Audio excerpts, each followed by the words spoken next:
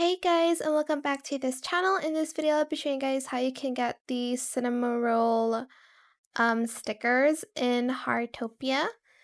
So basically, you will need to complete the Sanrio Character Sweet Secrets daily quest in order to get it, or you can also get it from the Gacha machines if you're lucky. I did get like a duplicate here, but this is, I think, officially week 3. You still have a lot of time to earn those stickers. As you can see, there's 23 days left till the event ends. You can also trade stickers. I do have a video on that on my channel. But yeah, that's how you can get these Cinnamoroll stickers. I hope it was helpful for you guys. Don't forget to like, comment, share, and also subscribe to this channel if you haven't done that already.